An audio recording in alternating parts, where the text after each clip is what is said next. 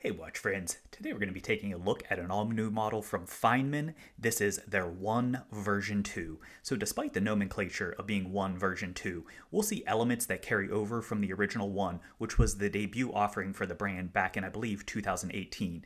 This one has some inspiration from it, but it really is designed to be a tribute, an all-new kind of recreation or rethinking of that, as you'll see as we go through. For administrative matters, I do want to mention this is a loaner to the channel. This is a prototype that was sent in, so if you see scratches, scuffs, etc., it can be attributed to that. Additionally, you see an extra strap laying here. This is actually the strap I've been running it on, but this is the one it comes with. And we'll look at this further, you'll see wrist shots, those kind of things. But we'll talk about this. I'm going to set that aside for now, though. I have it on a Kolarib Strapple, which I think pairs nicely for this as well. As far as administrative matters further, I do want to mention this is actually live for pre-order as of publishing this review. So today, October 1st of 2022, it is coming in at a launch price of $799, which before you click away, is not, I realize, the cheapest price for a microbrand. However, as you'll see throughout, I think this packs a lot of value into it. First, for the packaging, I do want to mention that hasn't yet been finalized, so we won't be doing an unboxing or anything here. However, they are debuting all new packaging for this one, so if you've seen past ones, it is going to be different from that. It does come standard with your 2-year warranty, so nice to see that kicked up past the oftentimes 1 year. As far as the case, you can see this has a very unique case shape, and of course we'll explore that further throughout. But this, at the 3 o'clock to 9 o'clock position, is coming in at 38.9 millimeters. Stepping down to that bezel, which does set back very far, that's coming in on this outer lip at 36 millimeters.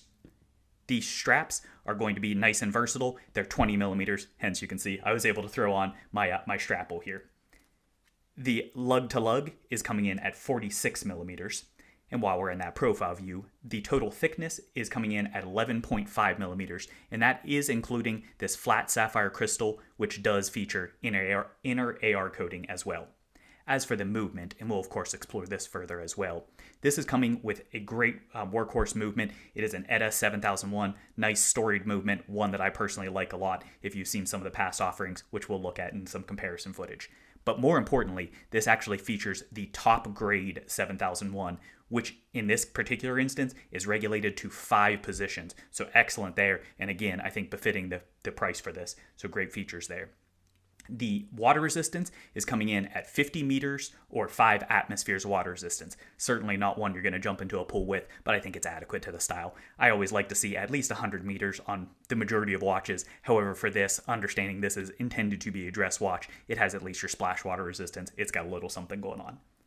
As far as the weight, the head only is coming in at 68.6 grams.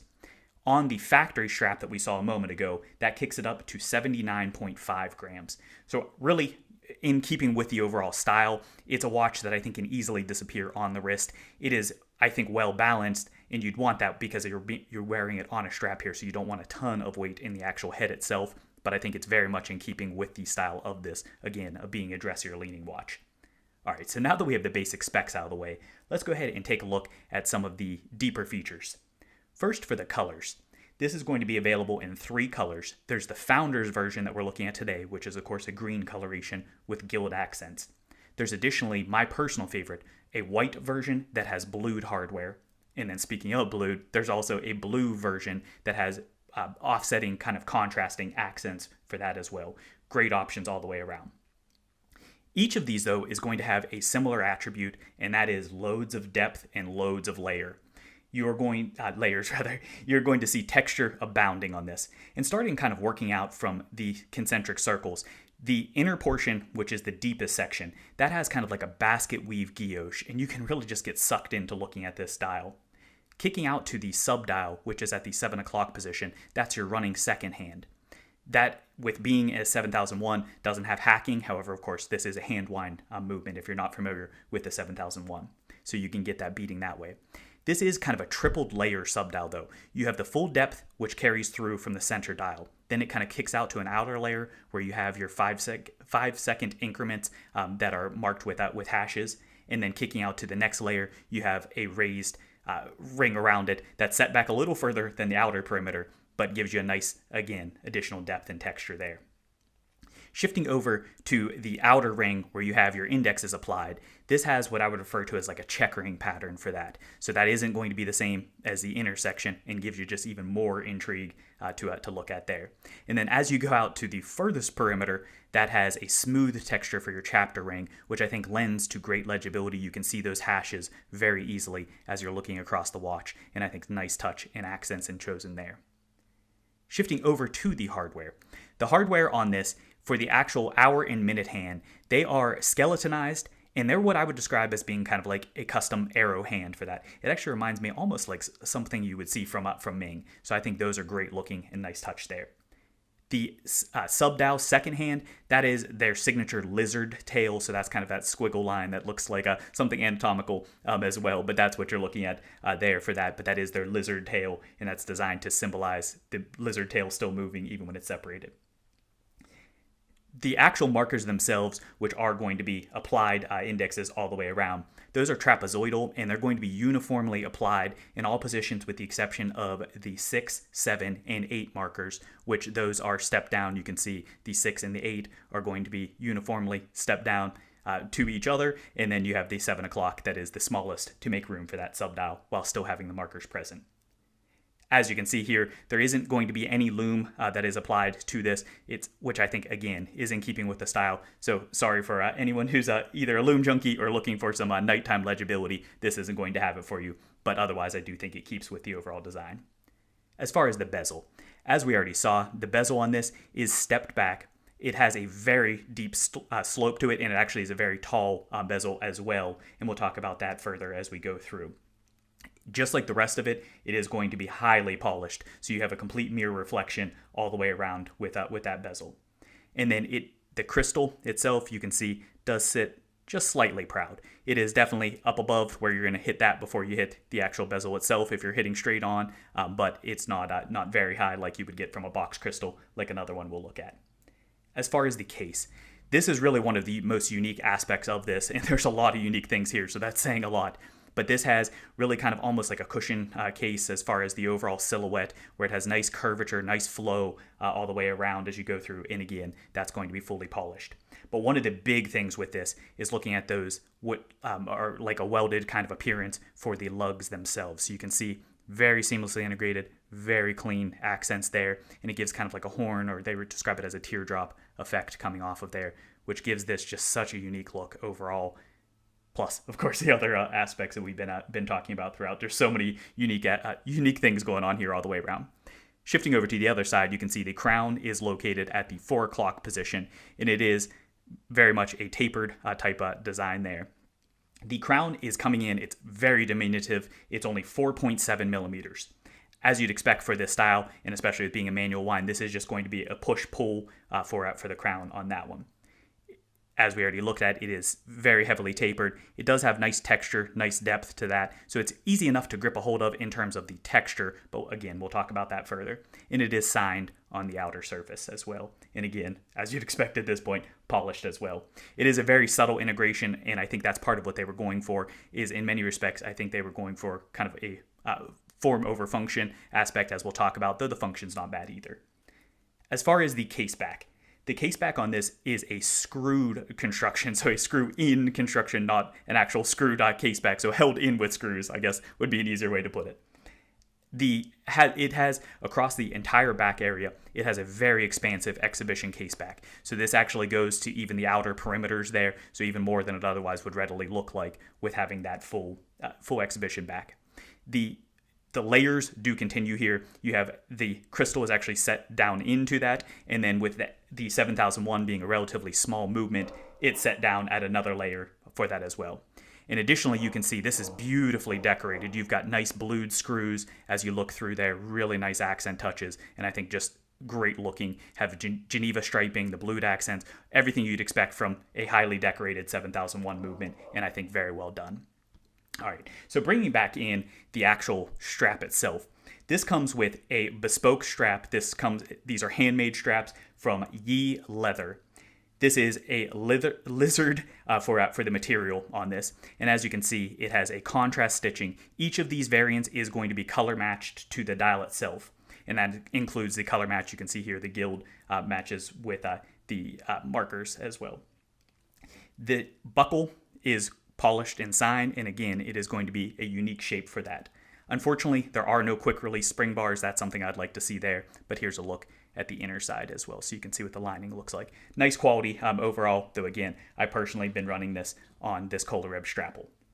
Alright, so now that we have a better feel for the watch itself, let's go ahead and take a look at some comps. First, naturally, I wanted to bring in another Feynman, and this is actually a Feynman Fjord, and this is also in the Founders Edition, so you can see that signature green.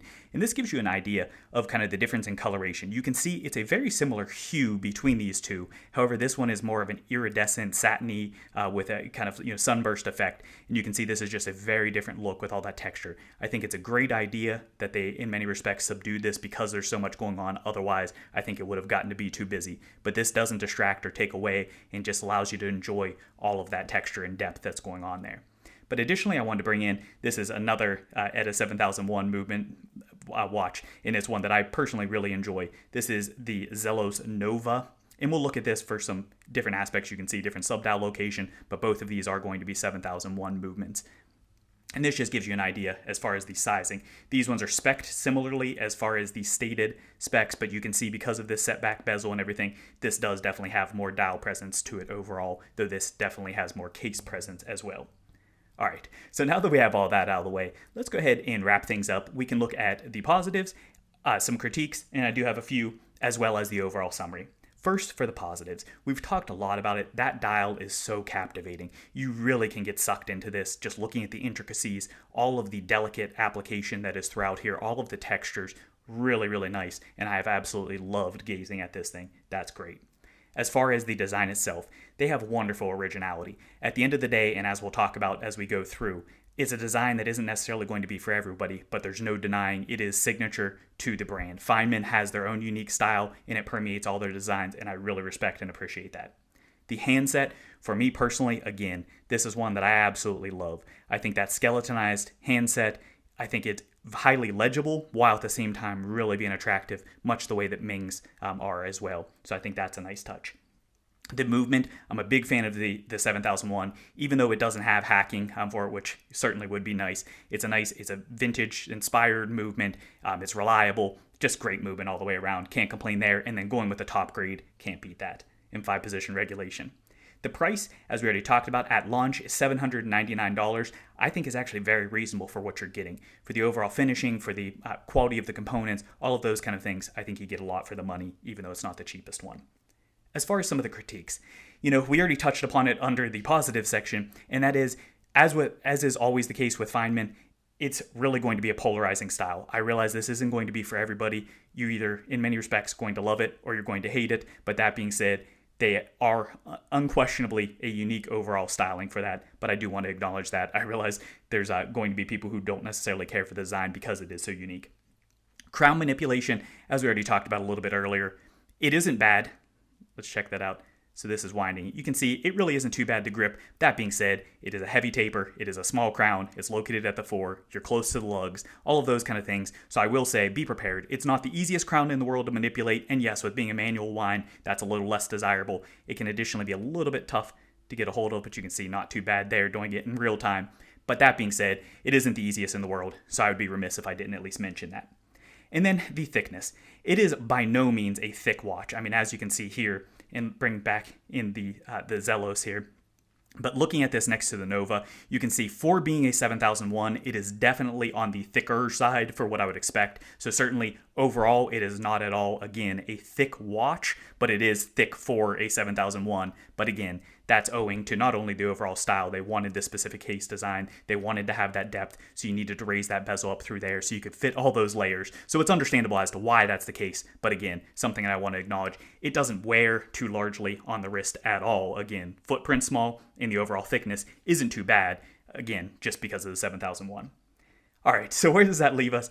Overall, for the summary, as I've already kind of said in direct words here, this is one that I think you're either going to love it or you're going to hate it. But at the end of the day, I personally love the fact that they are producing original designs. So when you're doing original designs, there's always going to be people who are kind of haters for it, but at the same time, there's going to be people who love it and appreciate it, and I certainly appreciate the originality.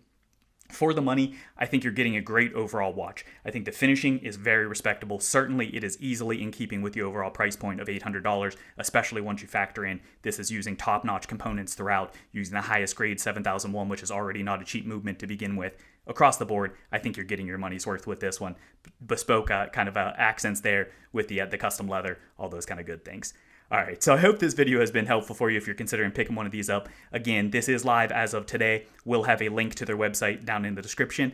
And as always, if you did like this, please do hit that like button. And if you haven't done so already, most importantly, smash that subscribe button. But additionally, drop me a comment down. Let me know which color is your favorite. Do you like the style? Are you one of the ones who hates it? Let me know what you think. Thanks for watching.